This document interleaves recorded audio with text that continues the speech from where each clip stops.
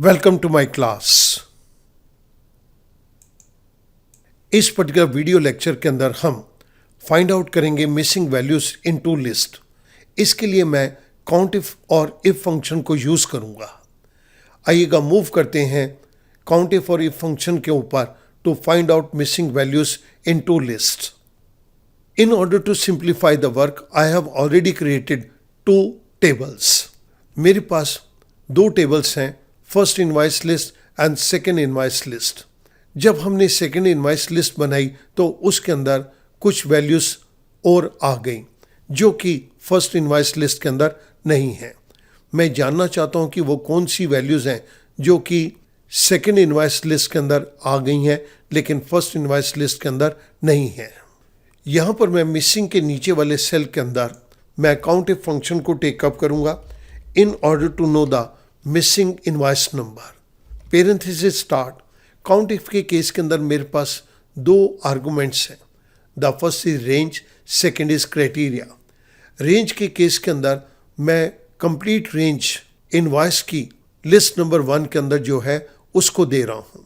इस रेंज को मैंने F4 प्रेस करके फिक्स कर दिया, कॉमा। क्राइटेरिया के केस के अंदर मैं ये चेक करना चाहता हूँ कि जो इनवाइस नंबर सेकंड लिस्ट के अंदर हैं क्या वो फर्स्ट लिस्ट के अंदर है या नहीं है। सो मैंने E4 पे क्लिक कर दिया, पेरेंथेसिस क्लोज, आई प्रेस एंटर। मेरे पास यहाँ पर आंसर आ गया 0। अभी मैं इसको इंटरप्रेट कर दूंगा। मैंने फिल हैंडल की मदद से इसको नीचे ड्रैग डाउन कर दिया। आप यहाँ पर देख रहे हैं कि दो जगह के ऊपर मेरे पास 0 आया है। 0 मीन्स ये वाली इनवाइस नंबर मिसिंग है, that is 112। The second is 113। ये दोनों इनवाइस नंबर लिस्ट 1 के अंदर नहीं है लेकिन ये सेकेंड लिस्ट के अंदर आ चुकी हैं।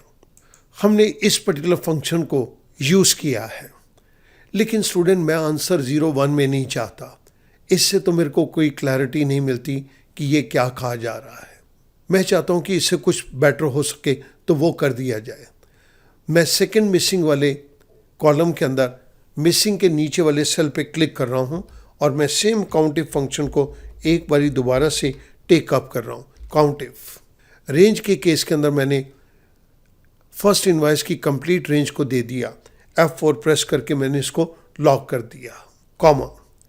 क्राइटेरिया के केस के अंदर मैं E4 को दे रहा हूं।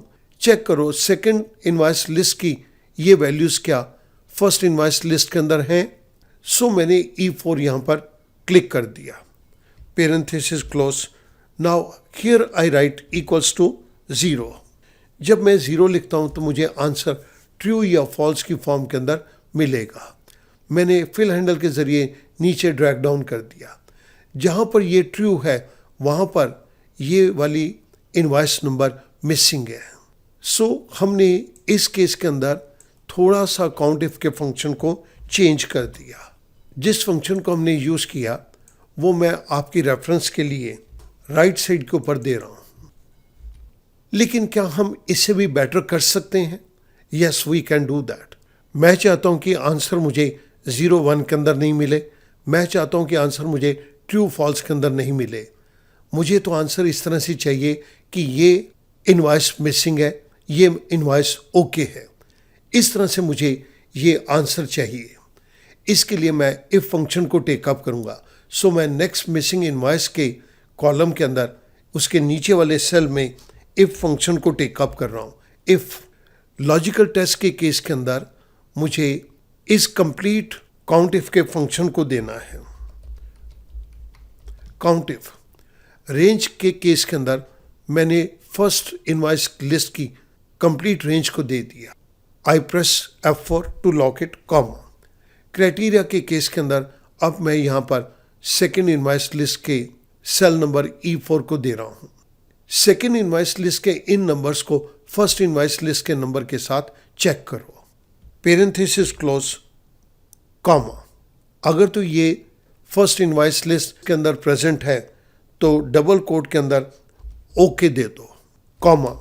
नहीं तो डबल कोट के अंदर मिसिंग दे दो, double quote close, parenthesis close, आई प्रेस एंटर। जैसे मैंने एंटर प्रेस किया मेरे पास यहाँ पर लिखा गया मिसिंग। इट मीन्स ये इनवॉइस नंबर 112 लिस्ट नंबर 1 के अंदर मिसिंग है। मैंने फिल हैंडल के जरिए इसको ड्रैग डाउन कर दिया। 2 जगह के ऊपर मेरे पास मिसिंग आ रहा है। इट मीन्स हमारे पास इनवॉइस नंबर 112 और इनवॉइस नंबर 113 दोनों ही फर्स्ट इनवॉइस लिस्ट के अंदर मिसिंग है। दिस आंसर इज बेटरोबान। हमने इसके लिए जिस पर्टिकुलर फंक्शन को यूज़ किया वो मैं आपके रेफरेंस के लिए ऊपर दे रहा हूँ। स्टूडेंट, आपको 2 लिस्ट को कंपैरिजन करना है तो उस केस के अंदर आपके पास 3 ऑप्शंस आ गई। आप इन 3 ऑप्शन में से किसी भी ऑप्शन को एक्सरसाइज करके 2 डिफरेंट लिस्ट के अंदर कंपैरिजन कर सकते हैं। मैं उम्मीद करूँगा अब ये चीज़ आपके लिए बहुत आसान हो जाएगी। Thank you very much.